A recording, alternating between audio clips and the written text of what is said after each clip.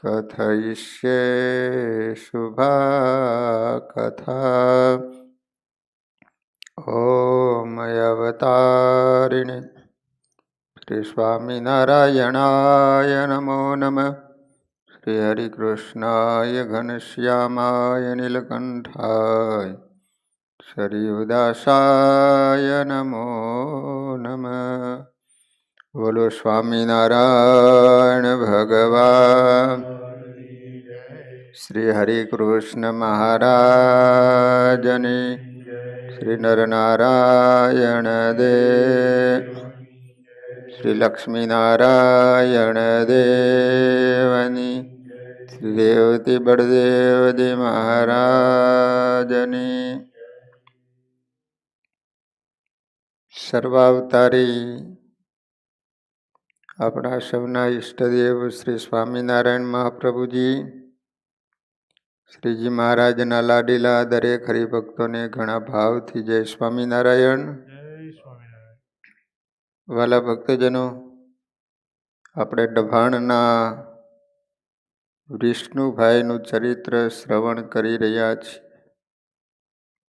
સ્વામિનારાયણ ભગવાને ખોખરા મહેમદાવાદની અંદર વૈરાગીઓ જ્યારે મારવા માટે આવ્યા ત્યારે ભગવાને ક્ષત્રિયોને છૂટી આપી. એમાં કેટલાય વૈરાગી બાવાઓને ઠાર કર્યા. પછી તો ખૂબ ગંભીર બનેલો મામલો ઉપરથી શાંત થયો. એ અરસામાં બીજે જ દિવસ ડભાણથી સંઘ લઈને વિષ્ણુદાસ ખોખરા આવ્યા અને પ્રાર્થના કરી શ્રી હરિને કહ્યું કે ડભાણમાં યજ્ઞ કરવાનું આપે વચન આપ્યું છે અને 4 મહિના વીતી ગયા, માટે ત્યાં પધારો. બીજો દિવસ થયો પછી જ્યારે આવ્યો સંઘ ડભાણનો ત્યારે, કરી વંદન નિરખિયા નાથ, પછી વિનંતી કરી જોડી હાથ. દીનબંધુ ડભાણ પધારો, તહાં યજ્ઞ કરો યતિ સારો. અમે તેડવા આવી આજ, માટે ચાલો તહાં મહારાજ. સુણી બોલિયા શ્યામ વચન, કર્યો જેતલપુરમાં જગન. તેથી વૈરાગીઓ બૈડા દાજે, કરે છે હરકત તે કાજે. ઉપદ્રવ ઉઠો છે ગામો ગામ, ભેખ ભેડા થયા ઠામો ઠામ. ભગવાન કે જેતલપુર યજ્ઞ કર્યો એમાં 52 વૈરાગીઓ એવા બળી ઉઠ્યા છે. ગામો ગામ ટંટો મચાયો છે. આપણા સંતોને જ્યાં જોયે ત્યાં ખૂબ મારે છે. અત્યારે દેશકાળ અનુકૂળ નથી, મહારાજ વિષ્ણુદાસભાઈને કહે છે. માટે થોડો સમય શાંતિ રાખો. હવે અમે તમને આગળથી ખબર આપીશું, માટે કાંઈ ચિંતા કરશો નહીં. સુખેથી ભજન કરો. શું કીધું? અત્યારે ભગવાનનું ભજન કરવા જેવું છે. પછી વિષ્ણુદાસ ઘેર ગયા. શ્રીજી કચ્છ પ્રદેશના સત્સંગીઓને દર્શન દેવા માટે ભુજ પધાર્યા. કચ્છમાં કચ્છના ગામડાઓમાં ફરી કચ્છી ભક્તજનોને સુખ આપતા થકા શ્રીજી મહારાજ તેરા પધાર્યા. તમે બધા કચ્છમાં ગયા છો? ત્યાં તેરા ગામ છે. તેરા ગામમાંથી સ્વામિનારાયણ ભગવાનને પ્રાગજી પુરાણીની ભેટ મળેલી. પ્રાગજી પુરાણી હતા ને કથાકાર, એ તેરા ગામના હતા. કચ્છમાં તેરા ગામ આવ્યું છે, કાળા તલાવ અને તેરા. ત્યાં મહારાજે મુક્તાનંદ સ્વામી અને બ્રહ્માનંદ સ્વામીને કહ્યું, તમે બંને સંતો પોતપોતાના મંડળ સહિત ડભાણ જાઓ. અને મુક્તાનંદ સ્વામી અને બ્રહ્માનંદ સ્વામીનું બહુ મંડળ મોટું હતું. 60 જેટલા સંતો બ્રહ્માનંદ સ્વામીના મંડળમાં હતા. એ બંને મંડળને કીધું કે તમે ડભાણ જાઓ. ત્યાં જઈને યજ્ઞમાં જે કંઈ સાધન સામગ્રી જોઈએ તે સર્વ મંગાવીને તૈયાર રાખજો. આપણે દભાણમાં સર્વશ્રેષ્ઠ યજ્ઞ કરવો છે, માટે કોઈ રીતે ખામી રાખશો નહીં. અમે સત્સંગમાં સર્વ સ્થળે કંકોત્રી મોકલીશું અને તમે પણ ચારે બાજુ દભાણમાં મોટો યજ્ઞ થશે એમ સમાચાર આપજો. અમે ફરતા ફરતા માગસર માસમાં દભાણ આવશું. આ પ્રમાણે મહારાજની આજ્ઞાથી મુક્તાનંદ સ્વામી અને બ્રહ્માનંદ સ્વામી દભાણ આવ્યા. યજ્ઞ માટે સર્વ સાધન સામગ્રી ભેળી કરવા લાગ્યા. લાખો માણસો દરેક રીતે સાચવી શકાય એવી બહુ મોટા પ્રમાણમાં તૈયારી કરી. શાક દાળ ને દડાવ્યા, ઘઉં લીધા, ઘી ગોળ મિશ્રી બહુ, છોએ રસના ભર્યા કોઠાર, તેનો કહેતા તે ન આવે પાર. મહારાજે કચ્છમાંથી સોરઠ, કાઠિયાવાડ અને ગુજરાત પ્રદેશના ગામો ગામ દભાણના યજ્ઞની કંકોત્રીઓ મોકલી. આગેવાન સેવાભાવી સત્સંગીઓને ખાસ આગ્રહથી દભાણના યજ્ઞમાં બોલાવ્યા હતા. મહારાજ તેરા ગામથી ભુજ, ભચાઉ, આધોઈ થઈ અને માળિયા આવ્યા. માળિયાથી હળવદ, હળવદથી મેથાણ, મેથાણથી દદુકા, દદુકાવથી મત્સ્યાવ, મત્સ્યાવથી જેતલપુર વગેરે ગામોમાં વિચરી અને ત્યાંથી દભાણ ગામ આવ્યા. કચ્છમાં જવું હોય તો હળવદથી જવાય, ત્યાંથી માળિયાને સીધું કચ્છની સરહદ શરૂ થાય. સમુદ્રની ખાડી ઓળંગી, પુલ ઓળંગી અને સામખિયારી થઈને ત્યાં ફક્ત 2 દિવસ રહી બંને સદગુરુઓએ યજ્ઞ માટે શું શું કર્યું એ બધું જોઈ જાણી જાતે તપાસી લીધું. અને હજુય પણ વિશેષ પ્રમાણમાં સાધન સામગ્રી એકઠી કરો એવી ભલામણ કરીને શ્રીજી મહારાજ ઘોડાસર જવા માટે ચાલ્યા. શા માટે ઘોડાસર ગયા હતા? ભગવાનને ખબર હતી કે આ દભાણના યજ્ઞમાં આ લોકો વિઘ્ન કરવા માટે આવવાના છે. એટલે ત્યાં ઝાલમસિંહ દરબાર હતા, એની પાસે 1 લાખ ભીલ લોકો હતા. લાખ નહીં પણ 10,000 લોકો હતા. એટલે રક્ષા કરવા માટે ઘોડાસર નામનું ગામ છે, ત્યાં ગયા ભગવાન. રસ્તામાં હાથરોડી ગામમાં ભગુખાંટને ઘેર થોડા દિવસ રોકાઈને મહાનુભાવાનંદ સ્વામી વગેરે સંતો પોતપોતાના મંડળે સહિત એક પછી એક આવા લઈ ગયા. અગાઉથી કંકોત્રીઓ લખેલી એટલે સત્સંગીઓના પણ કેટલાક સંઘ હાથરોડીમાં શ્રીજી હતા ત્યાં આવી પહોંચ્યા. ભગુખાંટના ફળિયામાં સભા ભરી મહારાજ રાત્રિના 12 વાગ્યા સુધી જ્ઞાન વૈરાગ્ય તથા સંપ સેવા અને પરસ્પર સત્સંગીનો પક્ષ રાખવાની બળવાન વાતો કરી સાધુ સત્સંગીઓને ભગવત સુખનો અલૌકિક અનુભવ કરાવતા હતા. પછી ઘોડાસરના રાજા ઝાલમસિંહને શ્રીજીના સમાચાર મળતા તેઓ હાથરોડી આવી અત્યંત પ્રેમથી શ્રીહરિને ઘોડાસર તેડી ગયા. આ બાજુમાં ગામ છે. પોતાના દરબારમાં પધરાવીને બહુ સદભાવથી શ્રીહરિની પૂજા કરી, કિંમતી ભેટો ધરી. પછી ઝાલમસિંહજીએ પ્રાર્થના કરીને કહ્યું કે મહારાજ, મારા લાયક જે કાંઈ કામ હોય એ કહેજો. મહારાજે કહ્યું, અમારે દભાણમાં યજ્ઞ કરવો છે, પણ વામ માર્ગીઓ અને વૈરાગી બાવાઓ બહુ જ વેરઝેર રાખી ઉપદ્રવ કરવા ધારે છે, માટે એમાં તમારે સહાયતા કરવી પડશે. કંઈક સોંપજો અમને કાજ, એવું સુણીને બોલ્યા મહારાજ, આવા સાધુ હોય નિર્માન, એની રક્ષા કરવી નિદાન. જો સ્વામિનારાયણ ભગવાનને સંતો બહુ વાલા હતા. મહારાજ ગમે ત્યાં જાય છે તો પહેલી ભલામણ રાજાઓને એમ કરે છે કે તમે સાધુને સાચવજો, તમે સાધુની રક્ષા કરજો.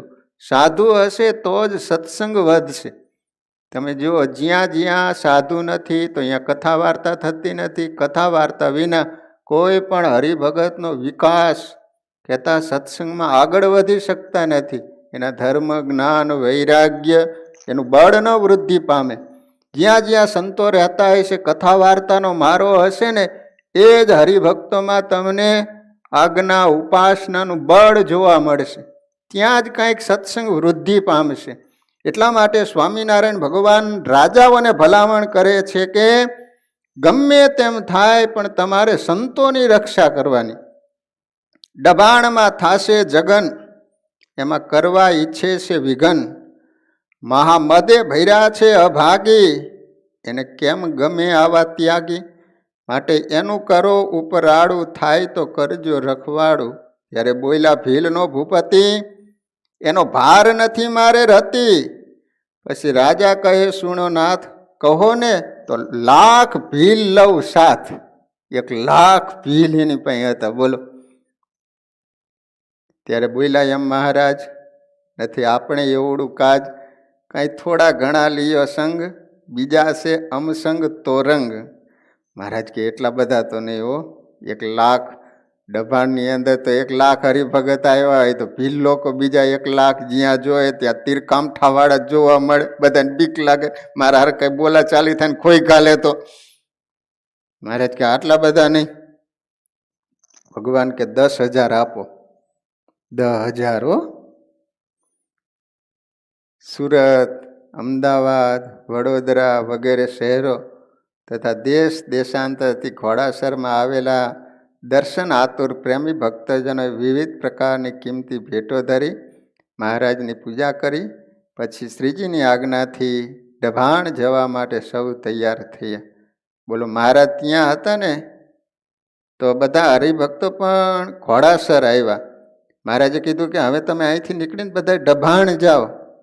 ત્યારે રાજા જાલમસિંહના હુકમથી નોબત બજાવવામાં આવી.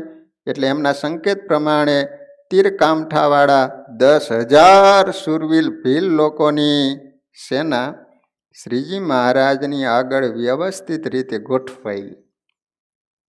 પછી કચ્છ, કાઠિયાવાડ, ઝાલાવાડથી આવેલા હજારો હથિયારધારી ક્ષત્રિય ભક્તો, કાઠી, ગરાસિયાઓ તથા અગણિત સંત હરિભક્તોએ સહિત શ્રીજી મહારાજની એ વિજય સવારી ગગનભેદી મંગલ ધ્વનિથી ભૂમંડળના પ્રાણીઓને પાવન કરતી થકી દભાણ આવી પહોંચી.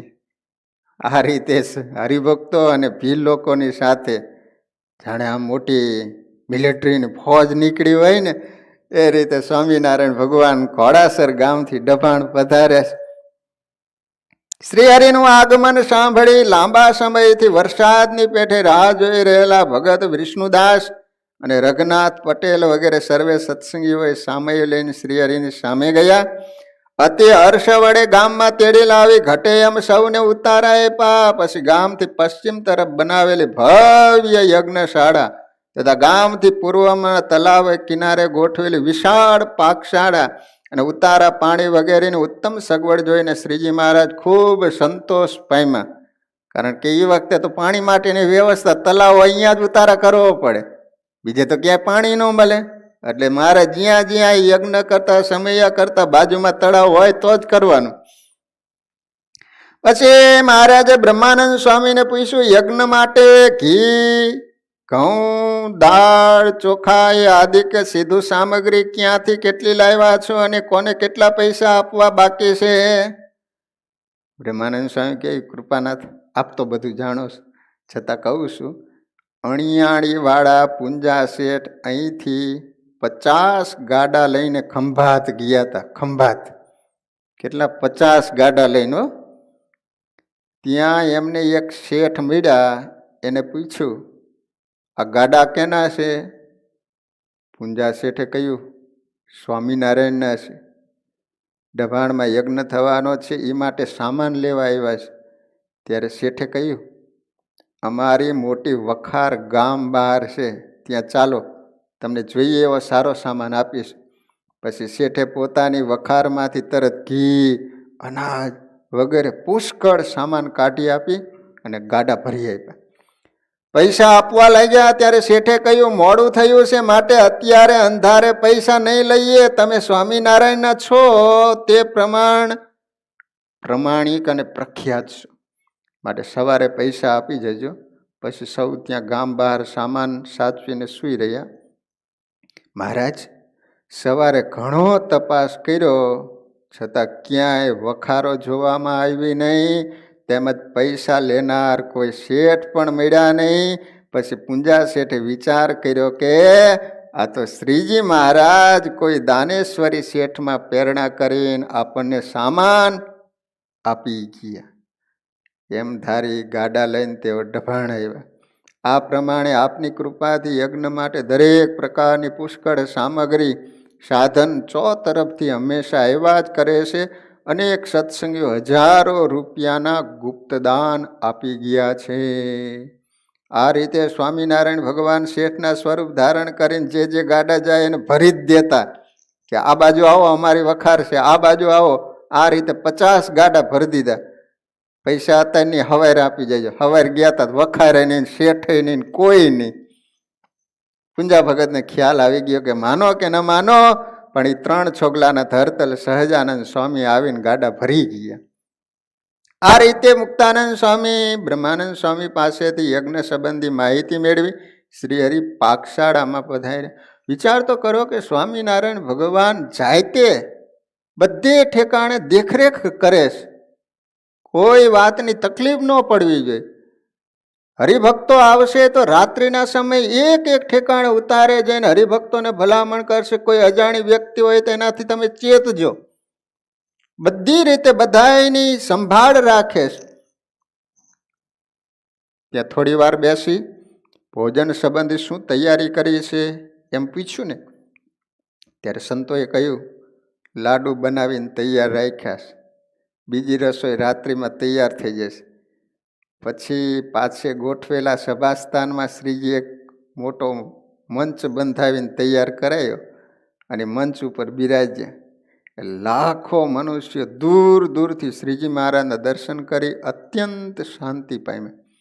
ચકોર પક્ષી જેમ ચંદ્રમાને નિહાળે ને એમ ભક્તજનો શ્રીહરિના દર્શન, ધૂન, કીર્તન અને કથા વાર્તામાં એવા તલ્લીન બની ગયા કે આખી રાત્રિ વીતી ગઈ છતાં શ્રીજીના વચનામૃતનું પાન કરતા કોઈ થાયકા કે વિરામ પામ્યા નહીં. લાખો મનુષ્ય એકાગ્ર વૃત્તિથી આડું અવડું ઊંચા નીચું જોયા સિવાય શ્રીહરિની મૂર્તિમાં એટલા બધા આકર્ષિત થઈને જોડાઈ ગયા, શરીરનું ભાન ભૂલી ગયા. સભામાં કોઈ જરા પણ હલે ચલે કે ઉઠે નહીં, એમ જ બિલકુલ અવાજ થાય નહીં. આવી પરમ શાંતિ જોઈને લોકો આશ્ચર્ય પામતા હતા. આ પ્રકારે હંમેશા સર્વ સ્થળે પરમ શાંતિ પથરાયેલી રહેતી, પરંતુ કોઈ પ્રકારનો કોલાહલ થતો નહીં. આટલા બધા માણા, તો વિચાર તો કરો કે અત્યારે આટલી બધી માઇક સિસ્ટમ છે તો એ કેટલાક અમને સંભળાતું નથી. લો, એ વખતે આવું કે માઇક સિસ્ટમ ને લાખો માણસો એ સંભળાતું હોય કઈ રીતે? એમ આ જોવા જેવું નથી કે અવાજ કઈ રીતે બધા સાંભળી શકતા છેલ્લા બેઠા હોય એમ. અને લાખો માણસો એમ કહે છે પાછા કે યજ્ઞમાં લાખો માણસો હતા. તો સ્વામિનારાયણ ભગવાન સભા કરે અને પાછો વાતો કરે છે તો આખી રાત વીતી ગઈ એમ. આખી રાત મહારાજે કથા વાર્તા કરી, બિલકુલ અવાજ થાય નહીં. આવી પરમ શાંતિ જોઈને લોકો આશ્ચર્ય પામતા હતા. આ પ્રકારે હંમેશા સર્વ સ્થળે પરમ શાંતિ પથરાયેલી રહેતી, પરંતુ કોઈ પ્રકારનો કોલાહલ થતો નહીં. જાણે સર્વ મનુષ્ય મૌન વ્રત ધારી કોઈ મોટા ઋષિ મુનિ કે તપસ્વી હોય ને એ રીતે અખંડ શ્રીજી મહારાજના ધ્યાન ભજનમાં ગુલતાન બની જતા હતા. આ બધા ભગવાનનું ભજન જ કરતા ને એટલે એકબીજાને બોલવાનો ને એકબીજા બાજવાનો સમય જ ન મળતો. આવું મંગલમય શાંત વાતાવરણ જોઈને ગુજરાતનો પ્રખ્યાત લૂંટારો જોબન પગી કાઠિયાવાડની કિંમતી ઘોડીઓ ચોરવા આવેલો. એકથી એક ઉત્તમ જાતવાન સેંકડો નામી ઘોડી ખુલ્લા મેદાનમાં વૃક્ષો નીચે બાંધેલી હતી. આજુબાજુમાં કોઈ હતું નહીં. બધી ઘોડી ચોરી જાય તોય પણ જલ્દી ખબર પડે એમ નહોતું, કારણ કે મોટે ભાગે સૌ રાત્રિ દિવસ કથા વાર્તા ભજન ભક્તિમાં જોડાયેલા રહેતા હતા. જોબન પગી એક ગામમાં લૂંટવા માટે ગયેલો, ત્યારે એક ડોશીએ મેણું મારેલું, જોબન, અમારા જેવા ડેડકાને દાંભોશો, પણ સ્વામિનારાયણની પાસે ગરુડ વેગી માણકી ઘોડી છે, એની તું ચોરી કર તો ખરા અર્થમાં લૂંટારો કહેવાય. અને જોબન પગી યાદ રાખ્યું, હવે તો મારે સ્વામિનારાયણની માણકી ઘોડી ચોરવીશ. અને ડિભાણના યજ્ઞમાં બરોબર રાત્રિનો સમય થયો ને જોબન પગી ઘોડી ચોરવા માટે આવ્યો. ડભાણ આવ્યો, ચો તરફ જોઈને નક્કી કર્યું અહીં તો બોડી બ્રાહ્મણીના ખેતર જેવું છે, માટે ઘોડી ચોરી લેવી એ તો રમત વાત છે. પછી પગીએ 3 દિવસ 3 રાત્રિ સુધી ઊંઘ ઉજાગરા બેઠીને અનેક ઉપાયો કર્યા, છતાં એક પણ ઘોડી ચોરી શક્યો નહીં. આમ જ્યાં દિવાલ ઉપર ચડીને આમ નજર કરે ને ત્યાં તો જેટલા ઘોડા ઘોડીઓ બાંધેલા હતા ને ત્યાં ઘોડીએ સ્વામિનારાયણ ભગવાનના દર્શન થાય. કોઈકની ઉપર હાથ ફેરવતા હોય, કોઈને ઘાસ નાખતા હોય, કોઈને પાણી પાતા હોય. જોબન પગી 1-2 દિવસ નહીં ભક્તજનો, 3 દિવસ અને રાત્રિ એને ઉજાગરા કર્યા, પણ એક પણ ઘોડીને ચોરી ન શીખ્યો. આગળ પાછળ ઊંચે નીચે જ્યાં જાય ત્યાં ઘોડે શ્રીજી મહારાજને જોયા. આવો અદ્ભુત ચમત્કાર નજરે નિહાળી જોબન પગી શ્રીજીને પ્રભુ સમજી ચરણમાં ઢળી પડ્યો. માફી માંગી સત્સંગી થઈને જોબન પગી ઘેર ગયા. ડભાણના મહાવિષ્ણુ યાગમાં હંમેશા હજારો લાખો અને મનુષ્યો ઘણા સન્માનપૂર્વક ઉદાર દિલથી રસદાર સ્વાદિષ્ટ ભોજન ખૂબ છૂટથી જમાડીને સંતોષ પમાડવામાં આવતા હતા. કોઈને કોઈ પ્રકારની મુશ્કેલી હતી નહીં. આથી સર્વત્ર અતિશય આનંદ, ઉત્સાહ, કીર્તિ ફેલાઈ રહી હતી. પરંતુ આસુરી પ્રકૃતિના મનુષ્યનો એવો સ્વભાવ હોય છે કે એને સવડું હુજે જ નહીં. પોતાનું સર્વ રીતે ભલું કરનારનું પણ એ બુરું કરવા તૈયાર થાય. આ ન્યાયે કેટલાક વામ માર્ગી બ્રાહ્મણોને કુબુદ્ધિ સૂજી અને કેટલી મોટી ઉપાધિ કરી તે આપણે નજરે જોઈને એનું વર્ણન નિષ્કુળાનંદ સ્વામીએ લખ્યું છે કે ત્યાં બ્રાહ્મણ હતા 1000 કરતા વેદોનો મુખ્ય ઉચ્ચાર, ભણે મંત્રને આહુતિ દીએ, વહે પરનાર અખંડ ઘીએ. એ યજ્ઞની અંદર ભક્તજનો 1000 બ્રાહ્મણ બેસાડવામાં આવ્યા હતા, વેદના મંત્રો બોલતા હતા અને અખંડ ઘીએ યજ્ઞની અંદર આહુતિ અપાતી હતી. અખંડ ઘી ચાલુ જ રાખવાનું. બહુ વિધિની લઈ સામગ્રી હોમે છે વેદ વિધિએ કરી, બેઠા પોતે ત્યાં ઘડી 4 પછી આવ્યા પંગત મોજાર. બેઠી પંગત બ્રાહ્મણ તણી, કોઈ થકી ન જાય ગણી, જમે બ્રાહ્મણ ભાવ ભરીને, જુએ પોતે પંગત ફરીને. મહારાજ પછી બ્રાહ્મણોની પંક્તિ થઈ હતી ને ત્યાં જોવા માટે આવ્યા. બધા બ્રાહ્મણોને પ્રેમથી જમાડે. સ્વયં ભગવાન પંગતમાં ફરીને બધું નિરીક્ષણ કરી રહ્યા છે. એમ જેમાં દન 10 સુધી પછી આવી એક દીકુ બુદ્ધિ. આ તો પૂરો થયો જગન, એમાં કાંઈ ન પડ્યું વિઘન. આમને આમ 10 દિવસ વીતી ગયા. બ્રાહ્મણ વિચાર કરે કે લા હમણાં યજ્ઞ પૂરો થઈ જાય ને સ્વામિનારાયણની 4 દિશામાં જય જયકાર થઈ જાય છે, માટે ગમે એમ કરીને એની અંદર વિઘ્ન થાય એવું કરો. એટલે આમને આમ પૂરો થઈ જાય છે યજ્ઞ. સીધા ખર્ચિયામાં ન રાખી ખામી કરીએ વિઘ્ન, તો આપણે વામી. પહેલા આપણા મનુષ્ય જમાડો, બીજા કડે કરીને ખમાડો, પછી કરીએ કોલા કતોહલ ભારી, પડશે ભંગાણ થશે ખુવારી. એમ કરો. પહેલાં આપણા જેટલા વામપથીઓ છે ને એને પહેલાં જમાડી દેવાના અને પછી આપણે ઝઘડો કરવાનો. પછી કોણ કેને ઓળખે? ઘણા વિપ્ર આપણી પખે છે.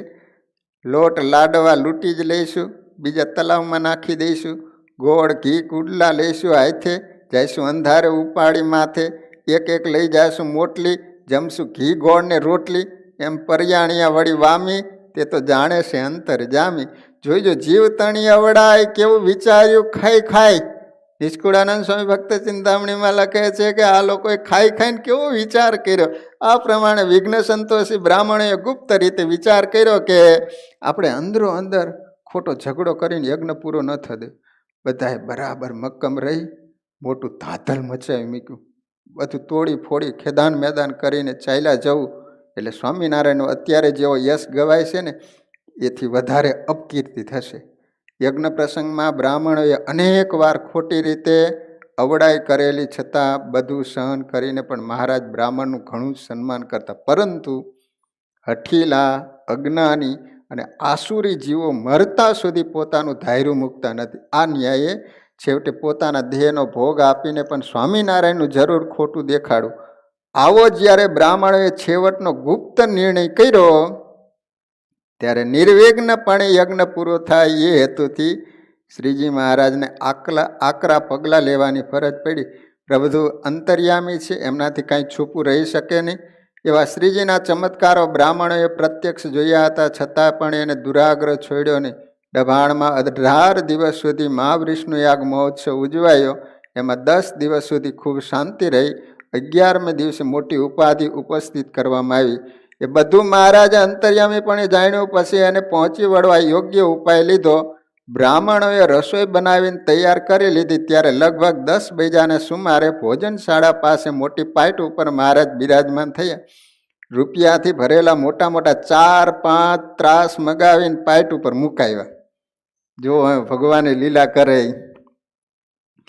પછી મહારાજે ભોજનશાળામાં બ્રાહ્મણોને કહેવરાયું, જલ્દી ચાલો, મહારાજ બધાને બોલાવે છે. આજે સૌને ખોબે ખોબે દક્ષિણા આપવી છે. દક્ષિણાનું નામ સાંભળીને ભોજનશાળા યજ્ઞશાળામાંથી તુરત સર્વ બ્રાહ્મણો આવ્યા. પછી સંકેત પ્રમાણે સત્સંગી બ્રાહ્મણોએ ભોજનશાળા સંભાળી લીધી. ઓલા બ્રાહ્મણોને મહારાજ દક્ષિણા આપે છે, અહીંયા બધાને બોલાવી લીધા. ભોજનશાળા ખાલી થઈ ને એટલે મહારાજે સત્સંગી બ્રાહ્મણ હતા એને કહી જ રાખેલું કે આ લોકો નીકળે ને એટલે તમારે ભોજનશાળાને સંભાળી લેવાની. દરવાજે હથિયારધારી પાર્ષદો ગોઠવાઈ ગયા. આ બધું બ્રાહ્મણોની મોટી સભા થઈ. એની ચોતરફ પણ હથિયારવાળા હજારો કાઠી, ગરાસિયા અને ઠાકરડા લોકો ગોઠવાઈ ગયા. દઈ ડારો હાથ લીધી અસી, દરી દુષ્ટ ઊભા દૂર ખસી. પછી મહારાજ હાથમાં તલવાર લઈને સિંહ સમાન ગર્જના કરી બ્રાહ્મણોને ડારો દઈને બોલ્યા, ભૂદેવો, તમે તમારું બ્રાહ્મણ તો ગુમાવીને આ શું કરવા બેઠા છો? તમારી બુદ્ધિ આટલી બધી કેમ ભ્રષ્ટ થઈ ગઈ? સમગ્ર બ્રાહ્મણ જ્ઞાતિ વગોવાય એવું શા માટે કરો છો? તમે શું કરવા ધાર્યું છે ને અત્યારે શું સંકલ્પ કરો છો એ બધું હું જાણું છું. અમે તમને જમાડીએ, પૂજીએ, એનું કાંઈ પુણ્ય નથી, અને પાપ અને પુણ્યનો જેને સ્પર્શ પણ થતો નથી એવા અમે સ્વયં પરબ્રહ્મ પરમાત્મા છીએ. હવે બનેલું એવું કે બ્રાહ્મણોની પંક્તિ પડી ને એટલે મહારાજે ઓલા કાઠીઓ હતા ને એને કીધું કે તમે ગોળીબાર કરો. અને આકાશમાં ગોળીબાર કર્યો. એનો એટલો અવાજ થયો ને તો ઓલી ડાયડની કોઠીઓ ભરેલી હતી ને એ તૂટી ગઈ, માટીની હતી. તો બધે ડાયડ ઓલા બ્રાહ્મણો બધા જમવા બેઠા હતા ને ઊભા થવા માંડ્યા. સ્વામિનારાયણ ભગવાન ખબરદાર, એક પણ બ્રાહ્મણ ઊભો થયો હતો. મહારાજ કહે છે કે આ બધું કરવા માટે અમે રાત્રિ દિવસ કેટલી બધી મહેનત કરીએ છીએ, માત્ર તમારે બગાડ જ કરવો હશે. એક પણ જો ઊભા થયા તો ગોળીએ દેશે. અમે તમને જમાડીએ છીએ, અમારે પુણ્ય જોતું નથી, અને મરશો તો એમનો અમને પાપ નહીં લાગે. ઓલા બ્રાહ્મણ તો બધા ચૂપચાપ બેહી ગયા, અમે બોલતા નહીં. કે આ રીતે સ્વામિનારાયણ ભગવાને ડભાણની અંદર યજ્ઞ 18 દિવસનો પૂરો કરેલો. વાલા ભક્તજનો, કથાનો સમય પૂરો. બાકીની કથા આપણે કાલે શ્રવણ કરીશું. અહીંયા ભગવાનના નામ સાથે કથાને વિરામ.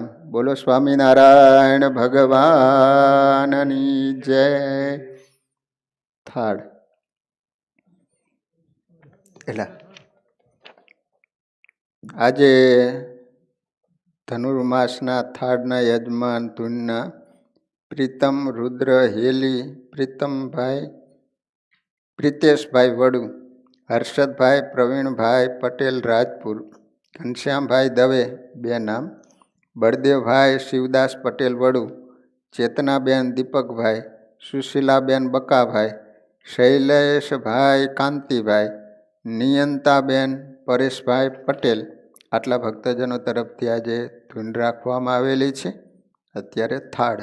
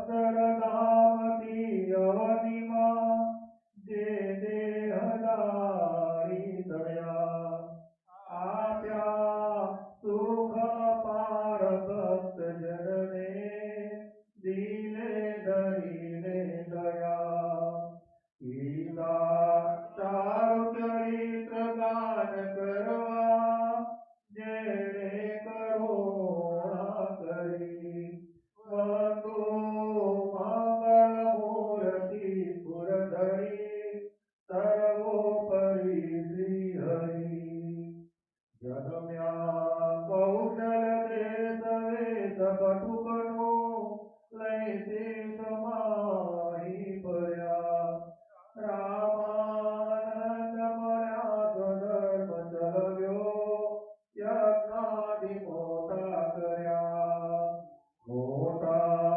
નામ રચ્યા રહ્યા ગઢપુરે તે દેશ ગાદી કરી અંત ધ્યાન થયા લીધા હરિતણી સંદેશ માયુજ્જયી સ્વામી